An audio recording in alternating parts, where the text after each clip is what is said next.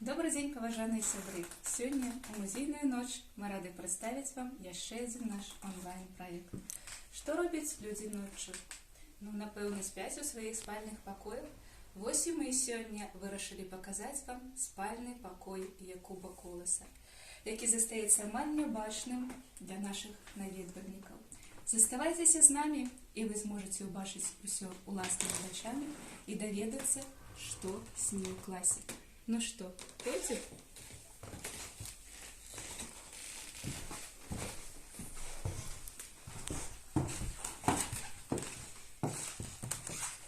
Спальный покой Якуба Коласа зусім маленькі, просты, але утульны. Сярод мэблі драўляны ложак з падушкамі і коўдраю, некалькі стулаў, тумба пры ложку з асабістымі рэчамі паэта, а таксама радыёпрыёмнік «Беларусь». Якуб Колас вельмі любіў слухаць радыё, быць у курсе падзей, таму радыёпрыёмнікі былі ледзь не ў кожным пакоі яго дома. Класік любіў слухаць народныя песні і царкоўныя хоры. У спальні ўсё захавалася так, як было пры жыцці паэта. Паабапал ад дзвярэй фотаздымкі тых людзей, якія былі заўсёды ў сэрцы Якуба Коласа, якія ніколі не жылі ў гэтым доме. Фото жонкі Марыі Дмітровны Міцкевіч, якая не дачакалася пераезду ў Мінск, памерла ў Маскве праз 12 дзён пасля перамогі. Яе не стала 21 мая 45 года. І фото сярэдняга сына Юрыя, апошнія лісты з фронту ад якога прыйшлі ў верасні 41 года. У сваім дзённіку, гаворыць Клязьма, 15 ліпеня 44 года Якуб Колас пісаў: «Мне сніўся Юрка, высокі, смуглы. Пытаў яго, чаму маўчаў, дзе быў. Адказаў. Выбраўся з акружэння і партызаняў. Падаць аб сабе весткі не было як. І хоць некаторыя сны спраўджваюцца, але гэтаму, на жаль, не давялося збыцца. Снілася песняру і яго жонка Марыя Дмітровна, якая горка плакала па сыну Юрку. Коласу часта сніліся і пачварныя сны, у якіх ён чуў выратавальны голас жонкі, якая бараніла яго ад благога. Адзінока вісіць барометр, прыбіты да дзвярнога касяку. За яго паказаннямі Якуб Колас сачыў кожны дзень. Любіў, калі стрэлкі паказвалі на дождж, бо без добрага дажджу нічога не расце. Іду на барометр зірнуць. Ці не кажа пра дождж жаданы, пра радасць маю. А ён не зрухнецца, стаіць, сіла ўража. Барометру стрычку са злосці даю. Зусім нядаўна мы адсвяткавалі 75 год вялікай перамогі. Дрэнна спалося паэту ў часы ваеннага ліхалецця. Сны Якуба Коласу ваеннага часу пераважна былі сумнымі. Аднойчы, падарожнічае з Масквы ў Ташкент у цягніку, Якуб Колас запісаў у дзённіку: «Спаў памяркоўна, сніў ваўка, кідаўся на яго, а ён на мяне. Мне падаецца, што воўк у сне – гэта сімвал ворага, нямецка-фашысцкіх захопнікаў, якія рабавалі радзіму песняра. Якуб Колас супрацьстаяў гэтым ворагаў сваімі вершамі і творамі ваеннай тэматыкі. Сніўся тужлівы сон, старыя дарогі, безнадзейнае чаканне, як смутна ў душы. Яшчэ адзін сон паэта. Аднак не ўсе сны паэта былі смутнымі. Часам паэту снілася родная зямля.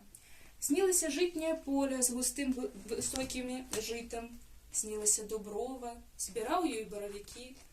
У вершы «Песня на сон у бяссоння» Якуб Колас пісаў: «Выплыў месяц чараўнік, вырас чорны баравік. Спі, Якубе, лысы дзед, пойдзеш заўтра ў лес чуць свет, прыйдзеш і наверняка знойдзеш там баравіка». У снах Якуба Коласа адбываліся і цікавыя сустрэчы, напрыклад, з Львом Талстым. У дзённіку на схіле дзён на дату 2 снежня 1901 года класік пакінуў наступны запіс: «Можа быць, не шкодзіць запісваць і сны. Вось як, напрыклад, і сягоння прысніўся Леў Талстой. Я і ў сне помніў, што ён геніяльны пісьменнік. Вобраз яго раздваіўся, малады, пабрыты, і стары, барадаты. Але мне было радасна хоць праз сон сустрэцца з волатам мастацкага слова. Хацела б, хоць і ў сне, сустрэцца з Дастаеўскім». Якуб Колас вельмі добра ведаў рускую літаратуру, перакладаў класікаў Лермонтова, Пушкіна. Так, аднойчы перакладаючы Палтаву Пушкіну, Якуб Колас вельмі доўга мучыўся над радкамі «Ціха украінская ноч». Не атрымлівалася перакласці. Пераклад прыйшоў да паэта ў сне. Лагодна украінская ноч. Так успамінаў Міхась Міцкевіч, малодшы сын Якуба Коласа. У спальным пакоі Якуба Коласа ёсць кафляная печка. Печка была і у драўляным доме, на месцы якога быў пабудаваны прасторны дом да юбілея паэта ў 52 годзе. На той печцы, якая, на жаль, не захавалася, сябры Якуба Коласа пакідалі вершаваныя аўтографы. У памяці малодшага сына Якуба Коласа засталося толькі два. Ад рускага паэта і перакладчыка Сергея Гарадзецкага: «Внимая жизни мощным гулом, сын Беларуси, друг России, живи так долго, чтоб Джамбула в борьбе с полетом дне осилить». И еще один от доктора химичных наук, академика, вице-президента Академии наук БССР Сергея Михайловича Липатова. «Я прочитал все эти строки, хоть я и не гожусь в пророки, но знаю, что же говорить, что Колас вечно будет жить». На ложку поэта ляжит халат. Подарунок поэту от письменников Казахстана. Каля ложка, тапочки поэта. На прикроватной тумбе, якая застелена ільняным абрусом, асабістыя рэчы паэта. Тэрмас гарбатый. Таксама педикюрные кусачки. Вельмі рэдкі на той час прадмет. Быў прывезены Якубу Коласу ў падарунак з США яго сябрам, беларускім пісьменнікам Міхасём Лыньковым. Таксама на прыкраватнай тумбе можна ўбачыць вось гэты цікавы прадмет. Гэта попельніца, якая была змайстравана самім паэтам. Ляжыць таксама і гадзіннік «Молнія». Аднойчы Колас недзе згубіў яго, і старэйшы сын Даніла купіў яшчэ адзін, такі ж самы. І калі гадзіннік знайшоўся пад матрацам яго ложку, Колас карыстаўся двумя гадзіннікамі аднолькавымі. Яшчэ ёсць адзін экспанат, які скрыты ад вачэй наведвальнікаў.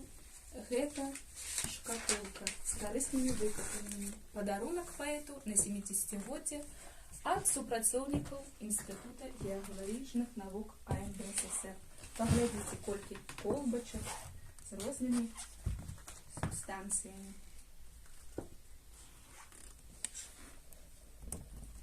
Але вернемся да сноў. Сны бачыў не толькі Якуб Колас, але і яго героі. Такіх творак, як «Малады дубок», «Сірата Юрка» адгукнуўся таксама у паэмах «Новая зямля» і «Сымон Музыка». У першай малавядомай рэдакцыі паэмы «Сымон Музыка», якая нядаўна выйшла без цэнзуры, ёсць такія радкі. «Боже мой, о сонце цяжарны, дай мне сілы чары зняць, каб мой сум і жаль бязмерны жару раніцы аддаць». Спіць Сымон і разважае, хоча галаву падняць.